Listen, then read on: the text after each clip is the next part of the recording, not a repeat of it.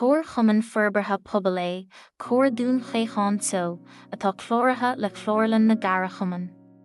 Tá sé mar ráiteas misin aige oibriú go gníomhach san fhorbairt teangeolaíochta, cultúrtha, bonneagartha, oideachasúla agus sóisialta, Pharóiste Chill Chomáin agus acmhainní nadúrtha agus daonna an cheanntair a fhorbairt, ag comhoibriú le Coiste Ghlór na nGael, grúpaí forbartha áitiúla agus eagraisí éagsúla stát.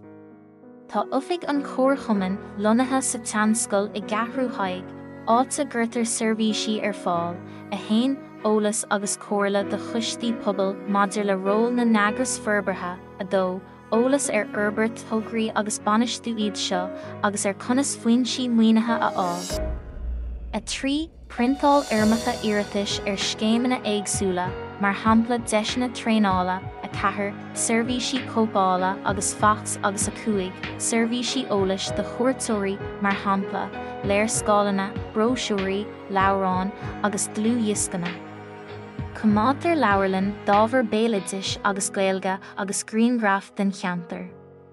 Má tá spéis agat a bheith I do bháil den Comharchumann agus ionchar níos mó a bheith agat chomharsaí forbartha na háite, déan teagmháil le trasanna dhearraí sa Comharchumann ag nád a 3 a 5 a 3 a 9 a 7 a 8 a 8 a nád a 8 a 2 nó nád a 3 a 5 a 3 a 8 a 7 a 1 a 2 a 5 a 1 a 6 a 4 2. Bhreálinn cloisteáluait. Tásúlagan go mbeidh sim agat sa bhéad a dhéanfaismuid. Ag dearca amach roin. Leagan plán forbartha Chill Chomáin 2022 go 2026 stratéis forbartha síos don Pharóiste. Is féidir cópta aáil ó chreasa nóir lína. Scá a chéile a mharas na daoine. Tá an stratéis curtha I dul a chéile ag Comhar Dún Chaocháin Teo. Clúdaíonn sí fís agus clór gníomhachtaí den Pharóiste, mar lenas, á chuimhnú agus curchan cín na Gaeilge agus cultúr na háite I chuile gné de héal an phobail, bé forbairt acmhainní nadúrtha agus daonna an cheanntair bhealach inmhúnathe agus cé forbairt áisina agus seirbhísí.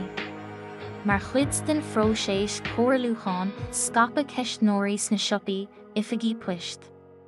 Scolanna agus séipéal áitiúla agus eagraíoch lá oscailte in ionad phobail na seanscoile, le seans fíor déan láthach a thabhairt don phobail, dearca an dréach phlean agus moltaí deireanacha a chur isteach.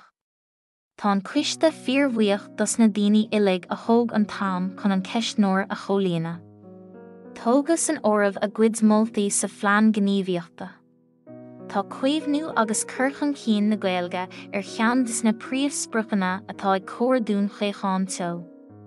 Eagraítear cuasaí Gaeilge agus seirbhísí aistriúcháin in ionad seirbhísí teangain na seanscoile I gceathrú thaidhg áit a bhfuil acmhainní taithíochta foghlaimthe le fáil. Eagraíodh Cearcail Chomhrá. I gcóir le Cumann lú clás Gael Chill Chomáin I rith na bliana mar aon le himachtaí éagsúla I rith na féile idirnáisiúnta seachtain na Gaeilge. Tá an Comharchumann pórtach sa grúpa Gaeilge iris atá ránathe ag údarás na Gaeltachta mar cheannagraíocht planála teangain de limistéir bhuí ó chuaí.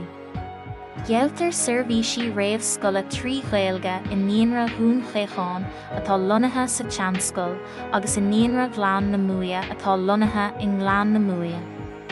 Gheabhann na seirbhísí seo airgeadú ón glór inéistíochta náisiúnta Comhair Leanaí atá faoi chóram na rinne leanaí, comhonanis, míchumis, lánfortíochta agus óige.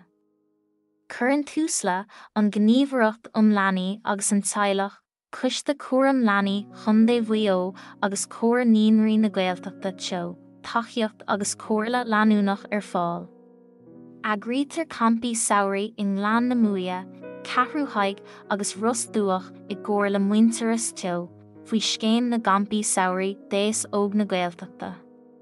Is sí an Gaeilge an teanga feidhme sna campaí a churas imachtaí siamsaíochta, oideachasúla agus cultúrtha fáil de fáistí réamhscoile agus bunscoile an cheanntair.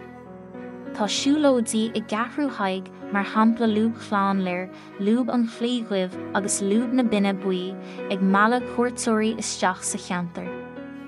Le méadú suntasach tagtha líon na gcuairteoirí le cúpla bliain anuas. Déanann clór eolais agus bróisiúr i nGaeilge agus i méarla chuir síos sonraí na Malaí agus faointí chimúla.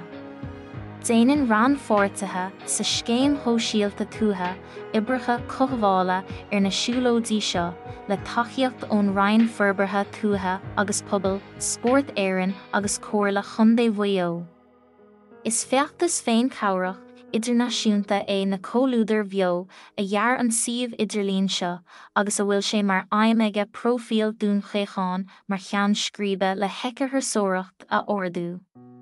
Ag féchant an marga atá agan cuirmid faoi deir.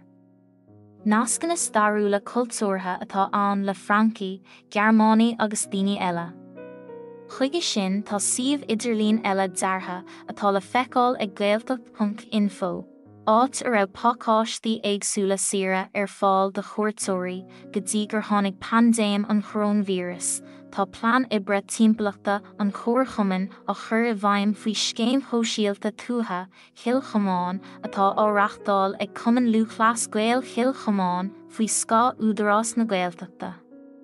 Nuair a dógar an taisce, gradam an Coiste Ghlór 2022 anamníomh tráphoirt a chlóí agus trá na rinne rua i measc na daonna a bhain an gradam náisiúnta.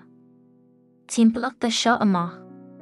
Tá an gradam bunaithe timpeallacht nábhiltaí caid an ord uisce a cholíonann trúirtha an Aontais Eorpaí agus álacht nadúrtha.